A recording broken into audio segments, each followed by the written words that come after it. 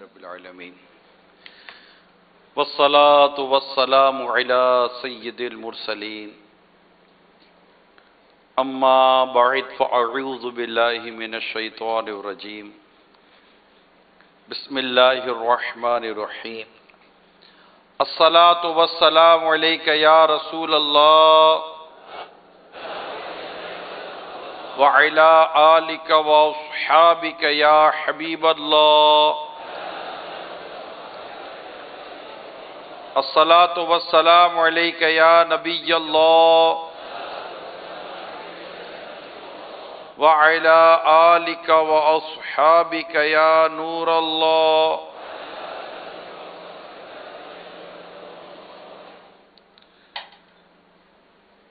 نویت سنت الاعتکاف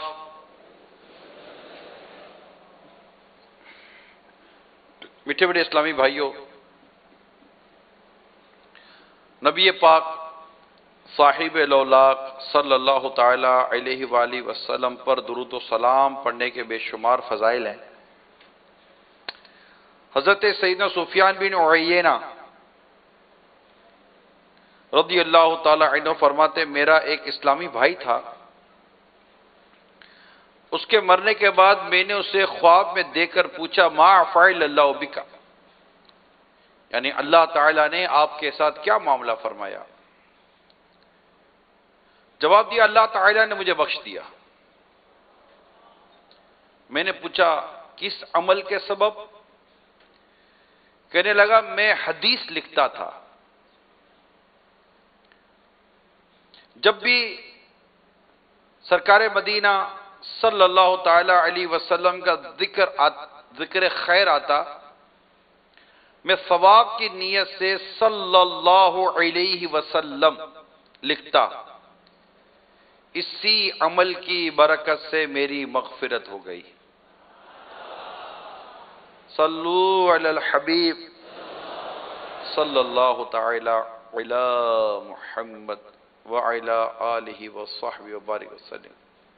آج 17 رمضان المبارک ہے اور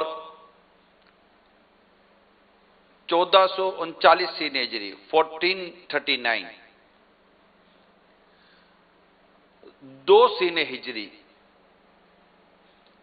17 رمضان المبارک کو مقام بدر پر غزوہ بدر ہوا، اور اس میں مسلمانوں کی تعداد 313، اور ان کے پاس ایک گھوڑا، 70 یا 80 اونٹ، ٹوٹی پھوٹی کمانیں، ٹوٹے پھوٹے نیزے اور پرانی تلواریں تھیں، اور یہ چلے تھے کفار جفاکار کے اس لشکر سے، اس جماعت سے لڑنے کہ ان کی تعداد 3 گنا یعنی 950 بتائی جاتی ہے، اور ان کے پاس 100 برق رفتار گھوڑے، تیز رفتار گھوڑے، اور ہم مسلمانوں کے یہاں ایک گھوڑا۔ ان کے پاس 100 زرہ پوش جنگجو سوار ہیں، زرے جنگی لباس، لوہے کا جو لباس ہوتا ہے وہ پہنے ہوئے 100 جنگجو سوار لڑنے والے لوگ، 600 اعلی نسل کے اونٹ ہیں، اور مسلمانوں کے یہاں 70 یا 80 اونٹ۔ کھانے پینے کے ذخائر اور انبار اور نہ جانے کیا کیا، اور صحابہ کرام علیہم رضوان کی کیفیت میں نے آپ کے سامنے بیان کی، مگر ان کے پاس ایک بہت ہی پیارا جذبہ تھا۔ کسی نے کیا خوب کہا ہے، تھے ان کے پاس 2 گھوڑے، 6 زرہیں، 8 شمشیریں، تھے ان کے پاس 2 گھوڑے، 6 زرہیں، 8 شمشیریں، پلٹنے آئے تھے یہ لوگ دنیا بھر کی تقدیریں.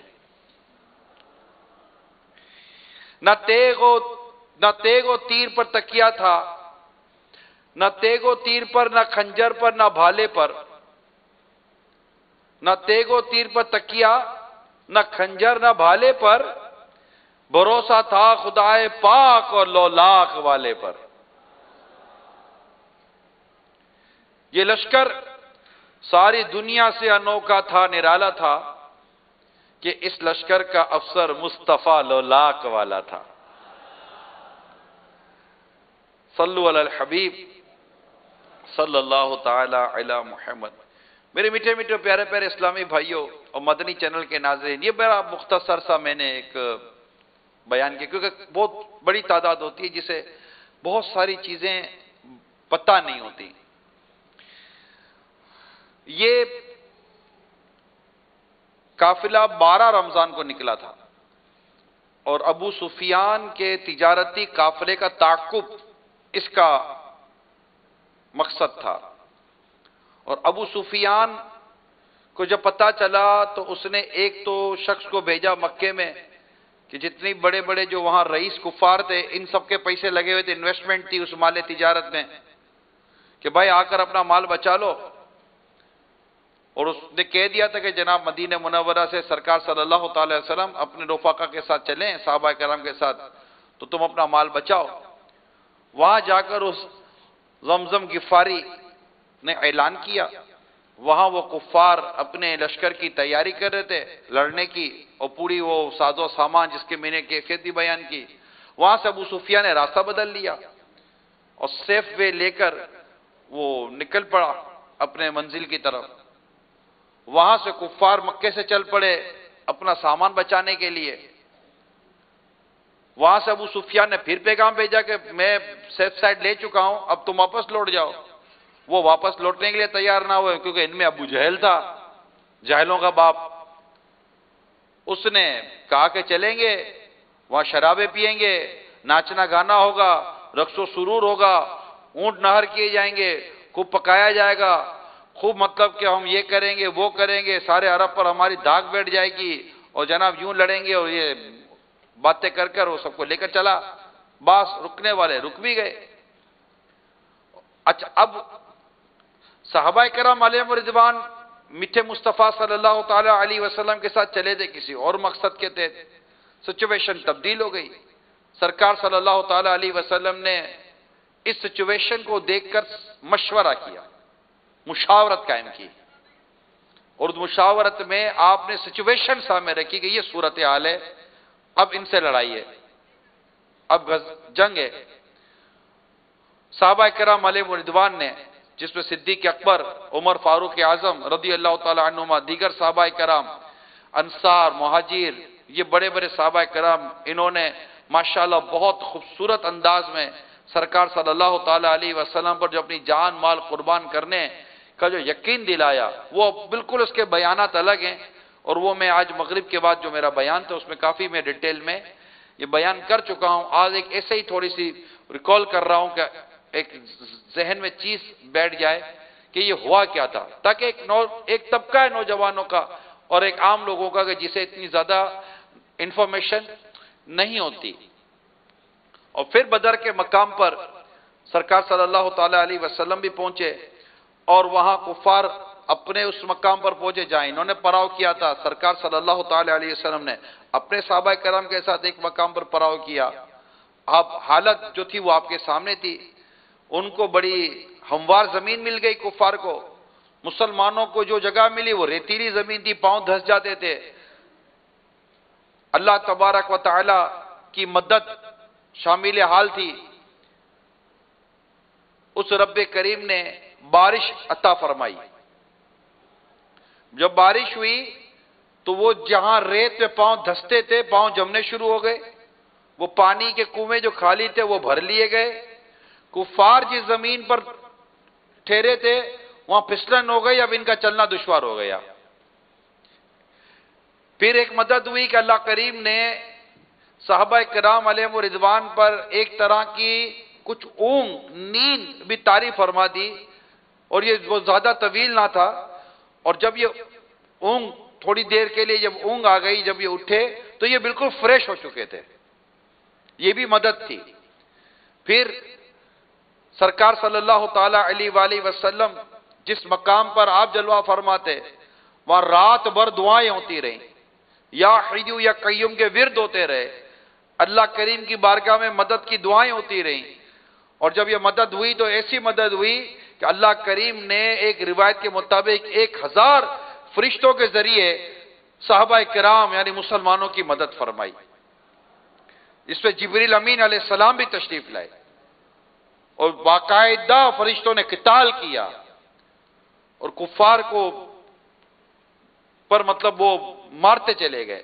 صحابہ کرام علیہم رضوان نے بھی خوب مطلب کہ اس میں اپنی شجاعت کے جوہر دکھائے، ماشاءاللہ۔ بڑا مطلب کہ یہ میں نے جرنل چند منٹوں کے اندر میں نے کوشش کی آپ کے سامنے ایک اس جنگ کا معاملہ بیان کر دوں، اور شکست فاش ہوئی، اور اس میں ان کا سردار ابو جہل 2 ننھے صحابہ کے ہاتھوں قتل ہو گیا۔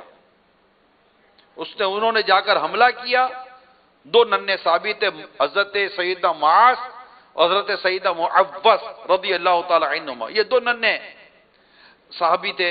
انہوں نے بڑا مطلب کہ وہ ان کے بھی جذبے تھے، اور ان کے جذبے کو کسی شاعر نے بڑے خوبصورت انداز میں یوں لکھا ہے، قسم کھائی ہے۔ کیا لکھتا ہے شاعر؟ قسم کھائی ہے، مر جائیں گے یا ماریں گے ناری کو۔ ناری کہتے ہیں آگ، یعنی جہنمی کو۔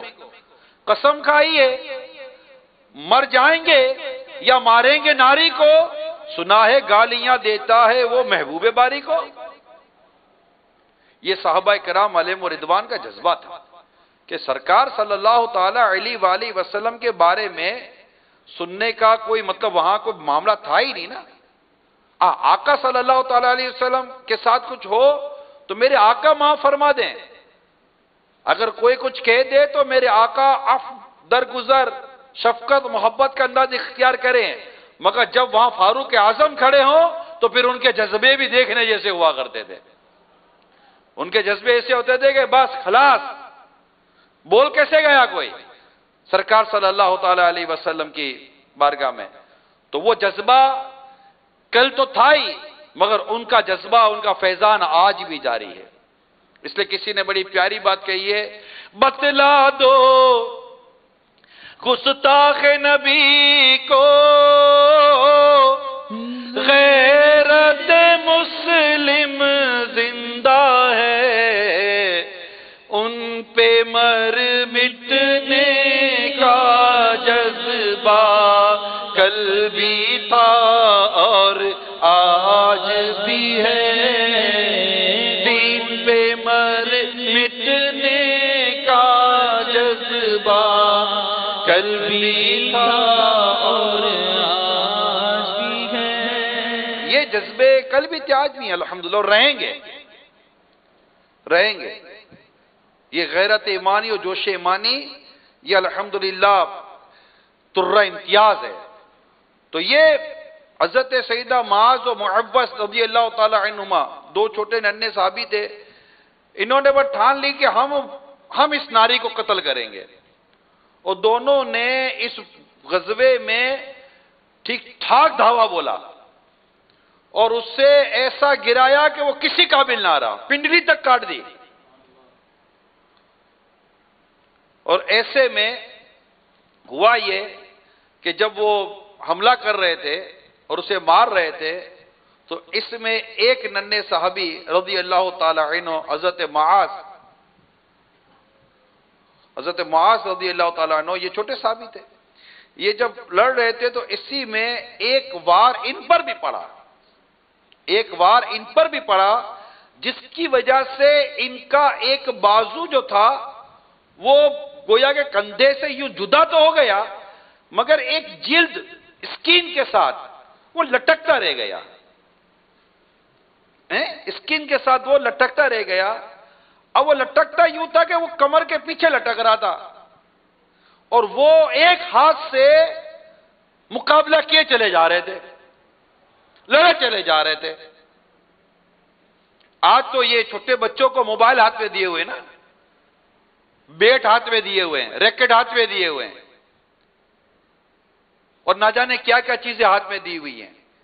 حضرت معاذ رضی اللہ تعالیٰ عنہ کی شان یہ تھی کہ ایک ہاتھ جسم پر لٹک رہا ہے اور دوسرے ہاتھ سے کفار سے لڑ رہے ہیں۔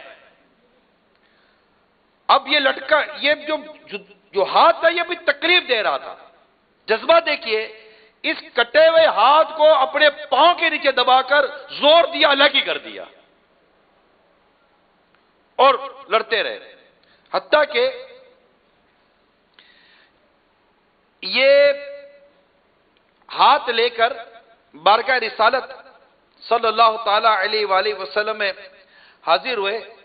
سرکار صلی اللہ تعالی علیہ وآلہ وسلم کی بارگاہ میں حاضر ہو کر اپنا ہاتھ اور یہ سارا معاملہ جب آقا نے ملاحظہ فرمایا تو نبی پاک صلی اللہ تعالی وسلم نے کیا کیا؟ آئے ہے اپنا لعاب دہن نکالا، تھوک مبارک، لعاب دہن نکالا، ان کے بازو پہ لگایا، جوڑ دیا۔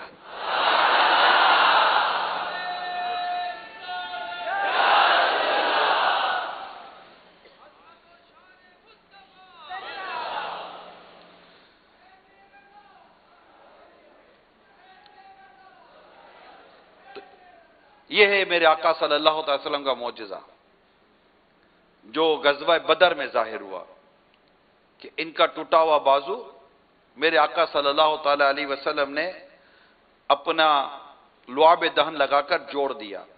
اسی طرح معوذ، ان کا ہاتھ بھی کٹ گیا، وہ اسے لے کر بھی بارگاہ رسالت میں حاضر ہوئے۔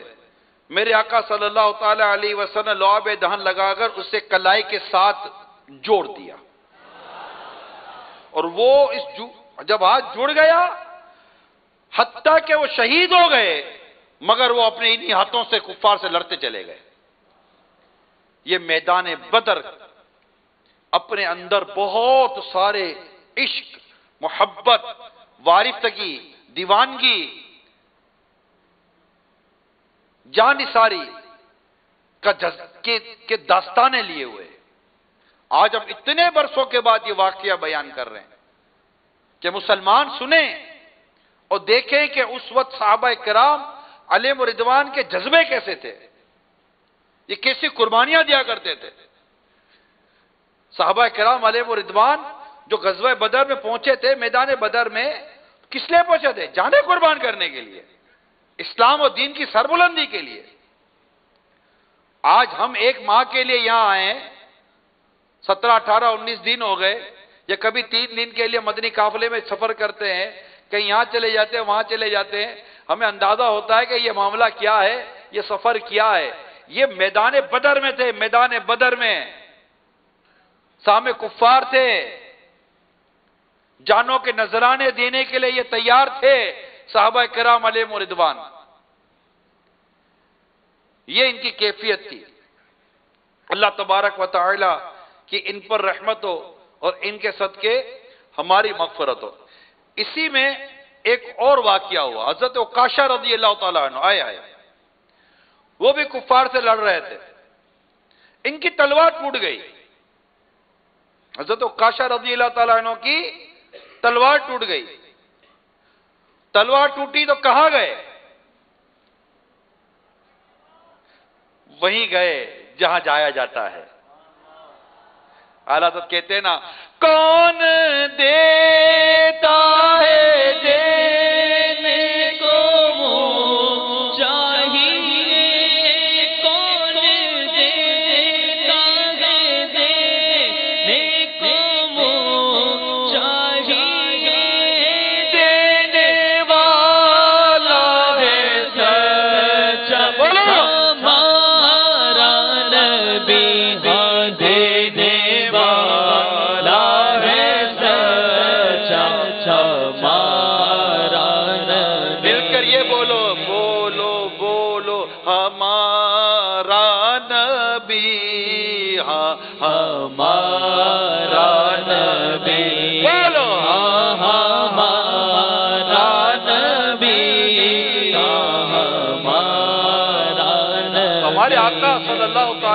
وآلہ وسلم کی بارگاہ میں تلوار ٹوٹ گئی.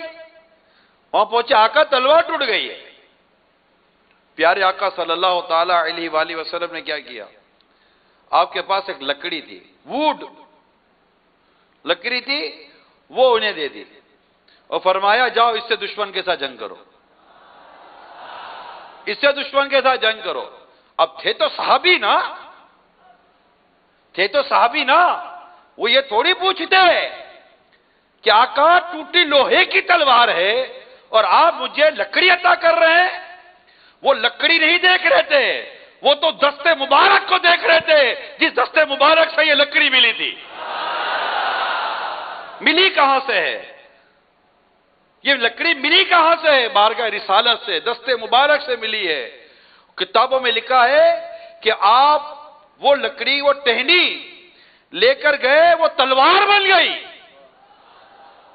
کافی لمبی، جس کا لوہا بڑا سخت تھا، ایسی تلوار بن گئی اور اس کی رنگت سفید، اور وہ اس سے لڑتے رہے اور کفار کو موت کے گھاٹ اتارتے گئے. اور یہ تلوار العون کے نام سے مشہور ہوئی تھی.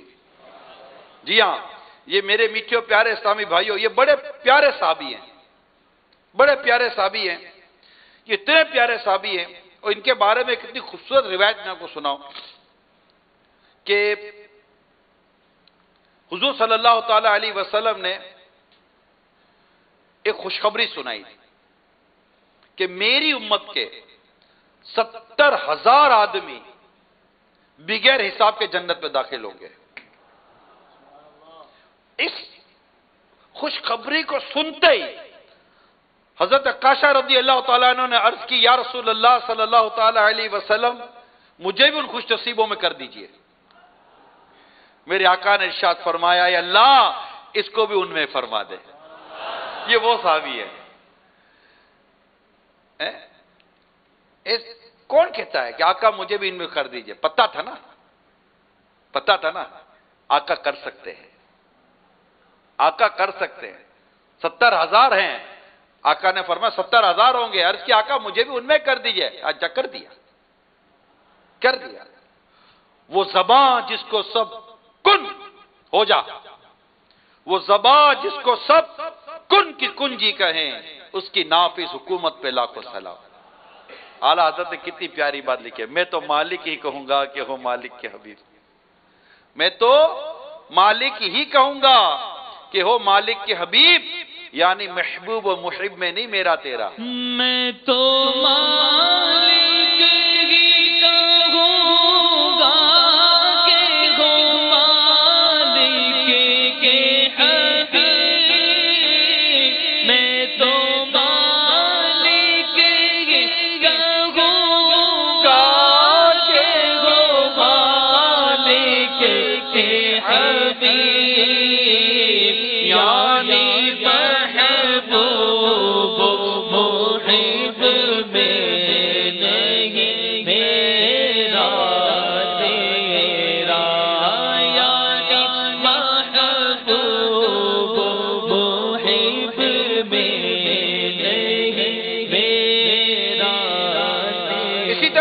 صحابی کا بھی واقعہ ہے یہی غزوہ بدر میں. لڑتے لڑتے ان کی بھی تلوار ٹوٹ گئی. یہ بھی کہاں گئے؟ آقا کے پاس. کتنا پیارا لگتا ہے نا. کہاں گئے؟ آقا کے پاس. کہاں گئے؟ آقا کے پاس، پیارے مصطفیٰ کے پاس، میرے آقا کے پاس، ہمارے نبی کے پاس. آقا تلوار ٹوٹ گئی. سرکار مدینہ صلی اللہ تعالی علیہ وسلم کے پاس ایک خشک ٹہنی تھی. خشک ٹہنی نے عطا فرما دی، جاؤ اس پر دشمن پہ وار کرو. وہ بھی وہ خشک ٹہنی کے لے گئے اور دشمنوں کو موت کے گھاٹ اتارنا شروع کر دیا. یہ تلوار ان کی شہادت تک ان کے پاس رہی. ایسے ایسے واقعات غزوہ بدر میں ہوئے. ایسے ایسے واقعات. اسی طرح حضرت قتادہ رضی اللہ تعالیٰ عنہ کے ساتھ بڑا عجیب واقعہ ہو گیا کہ غزوہ بدر میں ان کی آنکھ کو تیر لگا. حضرت قتادہ رضی اللہ تعالیٰ عنہ کی آنکھ کو تیر لگا، جس سے سارا جو ڈھیلا تھا آنکھ کا وہ باہر رخسار پہ بہہ گیا. رخسار پہ بہہ گیا. لوگوں نے ارادہ کیا کہ اسے کاٹ دیں اور الگ کر دیں. انہوں نے اس بارے میں کیا کیا؟ کہاں گئے؟ کہاں گئے؟ آقا کے پاس. آقا کے پاس چلے گئے. آقا آنکھ نکل گئی ہے. میرے آقا صلی اللہ تعالی علیہ وآلہ وسلم نے اپنے پاس بلایا. اپنا دستے مبارک اس بہتے ہوئے ڈھیلے کو واپس آنکھ میں لوٹا دیا اور اپنا دستے مبارک اس کو پھیر دیا. کہتے ہیں وَقَانَا، کیا کہتے ہیں؟ وَقَانَا لَا يَدْرِي اَيَّا عَيْنَيْهِ اُصِبَتْ. انہیں یہ معلوم ہی نہیں ہوتا تھا کہ ان میں سے کون سی آنکھ پھوٹی تھی. ایسا کر دیا آنکھ کو. یہ ہے نبی پاک صلی اللہ تعالی علیہ وآلہ وسلم کے عظیم معجزات جو غزوہ بدر میں ظاہر. وہ پتہ نہیں کیا کیا تھا. یہ ایسے حضرت قتادہ رضی اللہ تعالیٰ عنہ ایک روز حضرت عاصم، حضرت قتادہ کے پوتے امیر المومنین عمر بن عبدالعزیز رضی اللہ تعالیٰ عنہ خدمت میں حاضر تھے اور یہ واقعہ وہاں بیان ہوا. تو انہوں نے کہا میں اس مجاہد کا بیٹا ہوں جس کی آنکھ جب اس کے رخسار پر بہنے لگی تو مصطفیٰ کریم کی ہتھیلی نے اسے واپس لوٹایا تھا. اور یہ لوٹانا کتنا ہی بہترین تھا. مطلب آپ دیکھیے کہ یہ ایسے ایسے معجزات ان کے درمیان ہو رہے تھے تو انہیں ہمت کتنی آ رہی ہوگی. ذرا یہ دیکھیے صحابہ کرام علیہ رضوان کو. اور میں آپ کو ایک اور بات بتاؤں، جب معاذ اور معوذ رضی اللہ تعالیٰ عنہما نے ابو جہل کو اس قابل ہی نہیں چھوڑا تھا کہ وہ کچھ کر سکے، میرے آقا صلی اللہ تعالیٰ علیہ وسلم نے فرمایا کہ جاؤ ابو جہل کو ڈھونڈو، کہاں ہے یہ؟ تو حضرت عبداللہ ابن مسعود رضی اللہ تعالیٰ عنہ یہ تشریف لے گئے کہ وہ دیکھیں کہ کیا ہوا. اچھا، یہ وہ وقت تھا، ایک وقت کہ حضرت عبداللہ ابن مسعود رضی اللہ تعالیٰ عنہ کو یہ ابو جہل بہت ستاتا تھا، مارتا تھا، بالوں سے کھینچتا تھا، بہت زیادتی کی. آپ کمزور تھے جسمانی طور پر. آپ نے ڈھونڈا تو ابو جہل پڑا ہوا تھا، ابھی اس کی سانسیں باقی تھی، ہوش باقی تھے، تڑپ رہا تھا. اس وقت بھی غرور و تکبر کے جملے بک رہا تھا. حضرت عبداللہ ابن مسعود رضی اللہ تعالیٰ نے اس کے سینے پر چڑھ گئے اور اس کی گردن کو اپنے ہاتھ سے جدا کیا. یہ اللہ تبارک و تعالیٰ کا ایک بہت بڑا مطلب یوں دیکھیں کہ کتنی بڑی یہ کتنا بڑا کرم تھا کہ اس نے کتنا ستایا تھا اس صحابی کو، اور اللہ تبارک و تعالیٰ نے انہی کے ذریعے اس امت کے فرعون ابو جہل کا سر اس کے جسم سے جدا کرایا. کتابوں میں لکھا ہے، امیر سنت نے بھی لکھا ہے کہ اس وقت اس کے ہوش باقی تھے.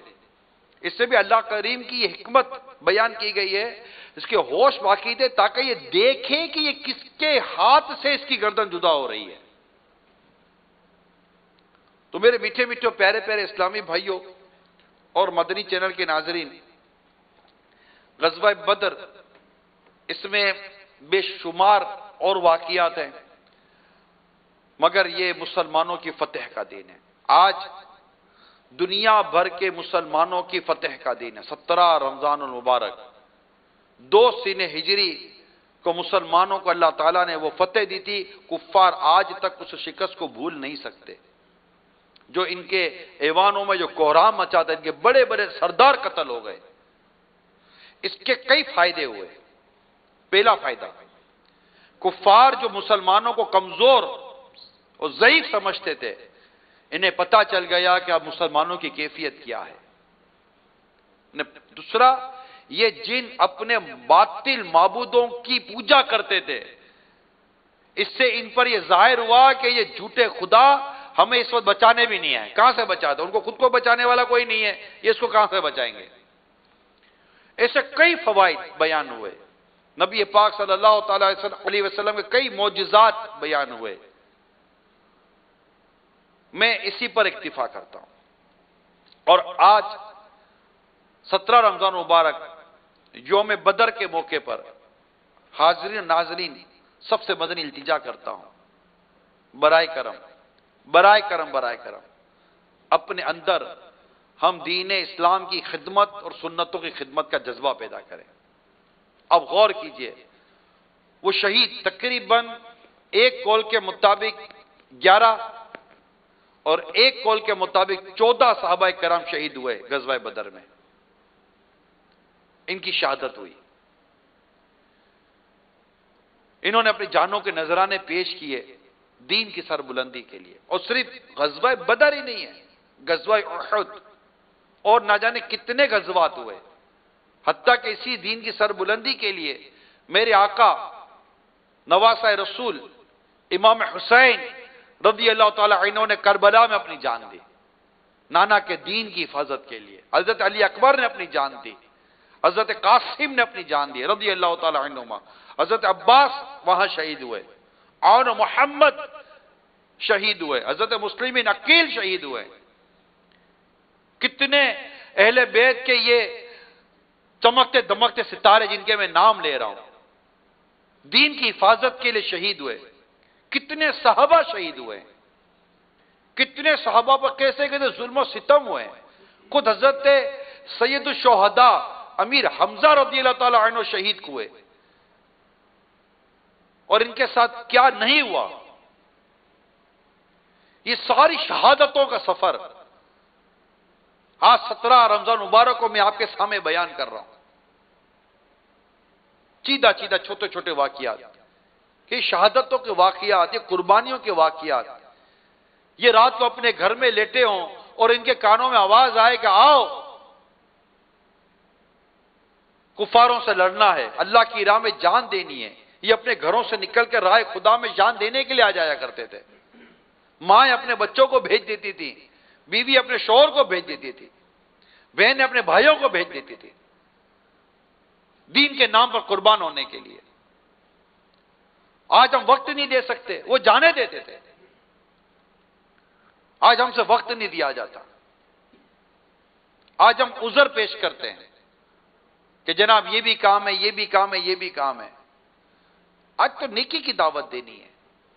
مسلمان جو نماز سے دور ہے انہیں مسجد میں لانا ہے، مسلمان جو جھوٹ غیبت چگلی میں مبتلا ان کو بچانا ہے، مسلمان جو شراب پی رہے ہیں انہیں شراب سے نجات دلانی ہے، مسلمان جو جوا کھیلے انہیں جوئے سے نجات دلانی ہے، مسلمان جو ناچتے گاتے گانے باجوں میں مست ہیں، نشے کے عادی بن گئے، انہیں ان برائیوں گناہوں سے بچانا ہے۔ اس کے لیے وقت چاہیے، کروڑوں مسلمانوں تک ہمیں پہنچنا ہے، اس کے لیے وقت چاہیے۔ ہم سے جان مانگ کون رہا ہے؟ ہم سے ہمارے سارے گھر کا سرمایہ کون مانگ رہا ہے؟ وہ تو سرمایہ دے کے دینے والے۔ صدیق اکبر رضی اللہ تعالیٰ عنہ سارا مال سرکار کے قدموں میں رکھ چکے، اور آقا نے ارشاد فرمایا ابو بکر گھر کے لیے کیا چھوڑا ہے؟ عرض کی آقا گھر کے لیے اللہ اور اس کا رسول چھوڑ آیا ہو۔ فاروق اعظم اپنے گھر کا آدھا مال بارگاہ رسالت میں لے کر حاضر کرتے ہیں۔ کیا نہیں انہوں نے مال قربان کیے، جانیں قربان کی۔ سیدہ عثمان غنی رضی اللہ تعالیٰ عنہ نے بھی بہت مال دیا، آخر راہ خدا میں حضرت عثمان غنی بھی تو شہید ہوئے نا، ظلمن انہیں بھی تو شہید کیا گیا۔ میرے آقا مولا مشکل کشا شیر خدا کرم مولا تعالیٰ وجل کریم شہید ہوئے، فاروق اعظم رضی اللہ تعالیٰ عنہ شہید ہوئے، انہیں شہید کیا گیا ہے۔ امام حسین شہید ہوئے، انہیں شہید کیا گیا ہے۔ امام اعظم رحمت اللہ تعالیٰ علیہ کو زہر دے کر شہید کیا گیا جیل کے اندر۔ امام بخاری پر ظلم و ستم ہوئے ہیں، امام مالک علیہ رحمہ پر ظلم و ستم ہوئے ہیں، امام احمد بن حنبل کو روز کے کتنے کوڑے مارے جاتے تھے، ان پر بھی ظلم و ستم ہوئے ہیں۔ تاریخ بھری ہوئی ہے اسلام و دین کی، آپ پڑھیں تو صحیح۔ آج ہم عیش و عشرت کے ساتھ رہنے کو پسند کرتے ہیں، لیکن ہمارے اسلاف نے قربانیاں دی ہیں میرے میٹھے اور پیارے اسلامی بھائیوں۔ آج دنیا میں اربوں مسلمان ہیں۔ آپ سوچئے میرے آقا صلی اللہ تعالی علیہ وسلم نے اپنی حیات مبارکہ کے 40 سال اعلان نبوت فرمایا، اس کے بعد صدیق اکبر اور دیگر مولا علی کرم اللہ تعالیٰ وجل کریم، خدیجہ الکبریٰ رضی اللہ تعالیٰ عنہ، زید حضرت رضی اللہ تعالیٰ عنہ، دیگر صحابہ کرام، دیگر یہ کلمہ پڑھ کر مسلمان ہوتے رہے، کلمہ پڑھ کر اسلام میں داخل ہوتے رہے۔ آج دنیا میں اربوں مسلمان ہیں، آج دنیا میں اربوں مسلمان ہیں، لیکن فیگر کی بات کروں تو سارے 7 ارب کی پاپولیشن کے اندر ایک کیلکولیشن کے مطابق دنیا میں تقریباً 2.25 ارب کے آس پاس مسلمان بتائے جاتے ہیں. کام ہے یا نہیں ہے؟ اسلام و دین کی دعوت دینی ہے، قرآن کی دعوت دینی ہے. آپ کے کردار کو دیکھ کر، آپ کی ایمانداری کو دیکھ کر، آپ کے سنت و بھرے انداز کو دیکھ کر، آپ کی شرافت کو دیکھ کر، آپ کی دیانت کو دیکھ کر، آپ کی محبت بھری گفتگو کو دیکھ کر آج انشاءاللہ کئی کفار اسلام قبول کر لیں گے انشاءاللہ. ہم اپنے کردار کے ذریعے میدان عمل میں آئے تو صحیح، بتائیں تو صحیح. غیر مسلم عورتوں کو بتایا جاتا ہے کہ دیکھو یہ مسلمان کیسے عورتوں پر ظلم کر رہے ہیں. ایک ادھر ادھر سے 1-2 موویاں اٹھا لی اور ویڈیو اٹھا کر دکھا دی، دیکھو مسلمان عورتوں پر ظلم کرتے ہیں. مجھے اگر میں غلط نہیں ہوں، ریسرچ کہتی ہے، اگر جو سرچ انجن پر جا کر چیک کرتے ہیں، ریسرچ کہتی ہے سب سے زیادہ ویمن ایبیوزمنٹ غیر مسلموں کے اندر ہے، مسلمانوں میں نہیں ہے. عورتوں کے پاس زیادتی غیر مسلموں میں ہے، مسلمانوں میں نہیں ہے. یہ الگ بات ہے کہ بعض جاہل قسم کے لوگ اپنی عورتوں پر ظلم و ستم کرتے ہیں اور ان کی موویز چھوٹی چھوٹی بتا کر مسلمانوں کے خلاف پروپیگنڈا کیا جاتا ہے کہ یہ دیکھو یہ عورتوں پر ظلم کرتے ہیں. اگر غیر مسلم عورتوں کو پتہ چل جائے کہ اسلام و دین اپنے ماننے والی عورتوں کو کتنا تحفظ اور پروٹیکشن دیتا ہے، نہ جانے کتنی غیر مسلم عورتیں کلمہ پڑھ کر مسلمان ہو جائیں گی. اگر انہیں پتہ چل جائے غیر مسلموں کو کہ اسلام کس قدر ماں باپ کی عزت اور احترام کا درس دیتا ہے. آج ان کے ماں باپ رو رہے ہیں غیر مسلموں کے کہ ان کی اولاد ان کی نہ رہی، ان کی بیٹیاں ان کی نہ رہی، ان کا گھر ان کا نہ رہا. اسلام جو ایک خاندان کا انفراسٹرکچر اسٹیبلش کر رہا ہے، ایک خاندان کا نظام بیان کر رہا ہے، ماں بہن بھائی باپ عزیز رشتہ دار پڑوسی ان سب کے جو حقوق بیان کر رہا ہے، رائٹس جو بیان کیے جا رہے اسلام کے اندر، دین کے اندر، یہ اگر ان تک پہنچے صحیح معنی میں کتنے غیر مسلم کلمہ پڑھ کر مسلمان ہو جائیں. حضرت عیسیٰ روح اللہ علی نبینا علیہ السلام کے متعلق، حضرت سیدتنا مریم رضی اللہ تعالی عنہ کے متعلق جو مسلمان کے بنیادی عقائد ہیں، اگر وہ ان کو پتہ چل جائیں تو کتنے غیر مسلم کلمہ پڑھ کر مسلمان بن جائیں. یہ میں بہت پریکٹیکل بات کر رہا ہوں. دنیا کے کئی ملکوں میں دعوت اسلامی کے مبلغین کے ہاتھوں غیر مسلم کلمہ پڑھ کر مسلمان ہوتے ہیں. میں خود گیا تھا، بینکاک میں میری حاضری تھی 12ویں شریف کے مہینے میں. ماشاءاللہ مرحبا یا مصطفیٰ کی دھومیں مچاتا ہوا جلوس بھی نکلا. جب ہم فارغ ہوئے تو میرے پاس ایک غیر مسلم آیا. اس نے مجھ سے کراس کوسچن کیے اسلام و دین کے بارے میں، اللہ تبارک و تعالیٰ کی مبارک ذات کے متعلق. جو اس کو تھوڑا بہت بند پڑا میں نے اس کو جواب دیا، اس کی غلط فہمی دور ہو گئی. وہیں بیٹھے بیٹھے کلمہ پڑھ کے مسلمان ہو گیا. یہ کام ہے، ہم صرف بات نہ کریں جناب یوں ہو رہا ہے یوں ہو رہا ہے یوں ہو رہا ہے. جب مسلمانوں میں گانے باجے، فلمیں، ڈرامے، موسیقی، دنیا کی محبت، حرام مال کی محبت، سود، رشوت، یہ ساری چیزیں بڑھیں گی، گھر گھر فلمیں، ڈرامے، گانے باجے چلیں گے. اور جن غیر مسلموں کے بارے میں ہم اس وقت کہہ رہے ہیں، انہی کے سارے کلچر کو ہمارے گھروں میں ہم ٹی وی کے ذریعے اور میڈیا کے ذریعے اور سوشل میڈیا کے ذریعے لائیں گے. ان کے جیسے انداز اور کردار اور لباس اور کھانا اور پینا جب ان کے جیسا اختیار کریں گے تو پھر وہ ایمانی طاقت کہاں سے رہے گی؟ وہ غیرت ایمانی کہاں سے رہے گی؟ وہ جوش ایمانی کہاں سے رہے گی؟ وہ جو میں نے پچھلے دنوں آپ کو ایک نظم سنائی تھی، واعظ قوم کی وہ پختہ خیالی نہ رہی، برکت طبعی نہ رہی، شعلہ مکالی نہ رہی، رہ گئی رسم ازا روح بلالی نہ رہی، فلسفہ رہ گیا تلقین غزالی نہ رہی. مسجد مرثیہ خواہ ہے کہ نمازی نہ رہے، یعنی وہ صاحب اوصاف حجازی نہ رہے. پچھلے دنوں نیچے میلاد عالم امیر سنت کے ساتھ خصوصی مدنی مذاکرے میں ہمارے مبلغ نے بتایا کہ ہم مدنی قافلے میں گئے تھے، ایک مسجد جس پر تالا تھا، ہم نے وہ مسجد کا تالا کھلوایا ہے. میں سن کر حیران، میں اس وقت موقع نہیں تھا میں اس سے بات کر سکوں. چند دنوں کے بعد ہمارا مدنی مشورہ تھا، حاجی امین کو یاد ہوگا ہمارے نگران کو. میں نے اس میں یہ بات بیان کی تو وہی مبلغ کھڑے ہو گئے. میں نے کہا تھا، میں نے اس سے ایک سوال کیا، کیا تم آپ جہاں مدنی قافلے میں گئے تھے وہ سارے مسلمان تھے؟ کہا ہاں مسلمانوں کا علاقہ تھا۔ آپ بتائیے مسلمانوں کا علاقہ جہاں مسلمان رہ رہے ہیں وہ مسجد پر تالا لگ جائے، ہمارے سینے کا جو دل ہے وہ تڑپے گا نہیں؟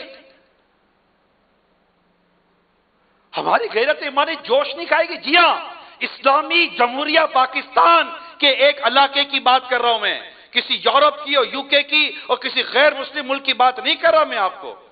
دعوت اسلامی کے مدنی قافلوں کی، اگرچہ یہ مدنی باہر سے ہی کہ الحمدللہ ہمارے مدنی قافلے جا کر مساجد کے تالے کھولتے ہیں، مگر آپ دیکھیے بے نمازیوں کا حال کیا ہوگا۔ آپ کو جو بار بار کہا جا رہا ہے نا مدنی قافلہ مدنی قافلہ مدنی قافلہ مدنی قافلہ، 12 ماہ مدنی قافلہ، 1 ماہ مدنی قافلہ، 12 دن کا مدنی قافلہ، 3 دن کا مدنی قافلہ، چاند رات کو سفر کر جاؤ۔ اس کے پیچھے آپ دیکھیے کیا ہے کہ مجھے اپنی اور ساری دنیا کے لوگوں کی اصلاح کی کوشش کر دی ہے۔ آج غزوہ بدر ہے، 17 رمضان مبارک ہے۔ یہ اصحاب بدر سے محبت کرنے والوں، کربلا میں شہید ہونے والے امام حسین اور ان کے رفقا سے محبت کرنے والوں، وقت قربانی ہے، ہمیں وقت کی قربانی دینی ہے، ہمیں سفر کرنا ہے، جو سیکھا ہے آقا دو جہاں صلی اللہ تعالی علیہ وسلم کی امت تک پہنچانا ہے۔ نہ جانے کیا پتا آپ جس مدنی قافلے کے مسافر بنے، آپ کا مدنی قافلہ بھی ایک ایسی جگہ جا کر رکے جہاں پر آپ کو بھی مسجد کا تالا کھولنا پڑے۔ مجھے یاد ہے میں ایک گاؤں میں گیا تھا، اس وقت ہمارے 4 دن کے مدنی قافلے سفر کرتے تھے۔ میں گاؤں میں گیا تھا اور میں نیا مدنی ماحول میں آیا تھا، بالکل میں بھولا نہیں ہوں۔ مجھے بھی ایک مسجد کی طرف لے کر گئے، ظہر کا وقت تھا، ہم نے مسجد کھولی تھی، مسجد بند تھی، تالا کنڈی لگی ہوئی تھی، بالکل ویران مسجد تھی۔ مجھے پہلی مرتبہ زندگی میں پہلی مرتبہ دعوت اسلامی کے مدنی قافلے میں اذان دینے کی سعادت ملی تھی۔ میں وہ لمحہ نہیں بھولا۔ کیا پتا یہ سعادت آپ کو بھی مل جائے، کیا پتا کہ آپ کسی ایسی جگہ جائیں جہاں آپ کے کردار کو، آپ کی نیکی کی دعوت کو دیکھ کر کوئی غیر مسلم دیکھ کر کہے کہ یہ اسلام ہے، اور وہ کلمہ پڑھ کر مسلمان ہو جائے۔ میرے میٹھے میٹھے پیارے پیارے اسلامی بھائیوں، اے میرے معتقد اسلامی بھائیوں، آپ ماشاءاللہ 17-18 دن ہو گئے آپ فیضان مدینہ میں ہو۔ میں روزانہ تاثرات سنتا ہوں، ہماری نماز درست ہو گئی، ہمارے قرآن درست ہو گیا۔ آپ سوچئے آج سے 17 دن پہلے کتنوں کی نہ نماز درست تھی نہ اس کو قرآن، یہ بھی نہیں پتا تھا کہ نماز غلط ہے۔ درست ہونے کا تو آج پتا چلا نا، آج سے 17-18 دن پہلے تو یہ بھی نہ پتا تھا کہ ہماری نماز غلط ہے، ہمارا وضو غلط ہے، ہمارا قرآن پڑھنا غلط ہے، ہم پر ہماری غلطی ظاہر نہیں تھی، درست تو بعد میں ہوا ہے۔ اب آپ بتائیے کہ 17-18 دن پہلے آپ جس محلے علاقے سے اٹھ کر آئے ہیں، آپ کہتے ہیں کہ ہمیں نہ پتا تھا، اس علاقے اس محلے میں رہنے والے ہزاروں مسلمانوں کا کیا حال ہو رہا ہوگا؟ انہیں کون جا کر غسل سکھائے گا؟ انہیں کون جا کر نماز سکھائے گا؟ انہیں کون جا کر ان کی دیگر چیزوں کو درست کرے گا؟ یہ حال ہمارے اسلامی بھائیوں کا، مردوں کا ہے، گھر میں بیٹھی اسلامی بہنوں کا حال کیا ہوگا؟ ذرا سوچئے، کتنا کام بتاؤ، یہ کام ہے کہ آج مسلمان کو کہو کہ یہ قرآن کھولو اور پڑھو، اسے دیکھ کر قرآن پڑھنے نہیں آتا، دیکھ کر قرآن پڑھنے نہیں۔ یہ حال ملک پاکستان کا بیان کر رہا ہوں۔ بنگلہ دیش میں جائیں آپ کو عجیب حال ملے، بے عملی ہے نا، جہالت ہے، علم دین سے دوری ہے۔ ہند میں مسلمانوں کا بھی بہت برا حال ملے گا آپ کو، یہ عملی نیکی کی دعوت نہیں۔ UK جائیں، یورپ جائیں، فارس جائیں، افریقی ممالک میں جائیں، دنیا کے کتنے ممالک میں جانے کا موقع ملا ہے، برا حال ہے، کلمہ پڑھنے بھی نہیں آتا، ایک ہی دھن ہے بس پیسہ کمانا ہے، پیسہ بھی نہیں کما رہے، غربت، تنگ دستی، پریشانی کی زندگی بھی گزار رہے ہیں، نیکی کی دعوت کی طرف بھی نہیں آ رہے۔ آج میں نے 17 رمضان مبارک، یوم بدر، یوم الفرقان، یوم فتح کے موقع پر میں نے آپ کو دعوت دی ہے، اے عاشقان صحابہ اور اہل بیت، ہمت کرو کہ انشاءاللہ اس اعتکاف سے ہاتھوں ہاتھ دعوت اسلامی کے مدنی قافلوں میں سفر کریں گے۔ کون کون نیت کرتا ہے؟ ہاتھ اٹھا کر نیت کرے. آج غزوہ بدر کے موقع پر اور اصحاب بدر کو ایصال ثواب کی نیت کریں کہ ہم انشاءاللہ اس مدنی قافلے کا ثواب ہم انشاءاللہ اصحاب بدر کو ایصال ثواب کریں گے. وہ غازیان بدر کو، وہ شہیدان بدر کو.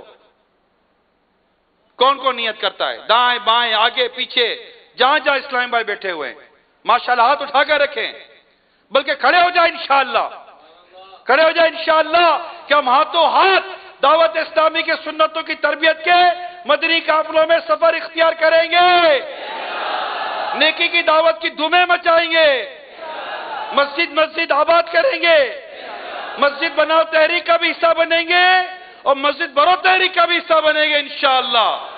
اور جو انشاءاللہ جو بیٹھے ہیں نہیں اٹھے، ابھی ہمارے پاس ٹائم ہے، انشاءاللہ چاند تک ان کو بھی تیار کر لیں گے. اللہ جی نہیں، سب بدری چینل کے عاشقان رسول بھی تیار ہو جائیں. آخری جو 10 دن اب آنے والے ہیں ان کو بھی اپنے ساتھ مدنی قافلے کا مسافر بنانا ہے. اب آپ کے پاس نیکی کی دعوت کے لیے بڑا موقع ہے، مگر یاد رکھیں نیکی کی دعوت نرمی سے دی جائے گی. چلتے ہو کہ نہیں؟ یہ نہیں ہوتا. ٹھیک ہے؟ اللہ کریم ہم سب کو عمل کرنے کی توفیق عطا فرمائے. آمین بجاہ نبی جی الامین صلی اللہ تعالی علیہ وسلم. فیضان مدنی قافلہ، فیضان مدنی قافلہ، فیضان مدنی قافلہ. صلو علی الحبیب. سبحان اللہ، مبارک ہو.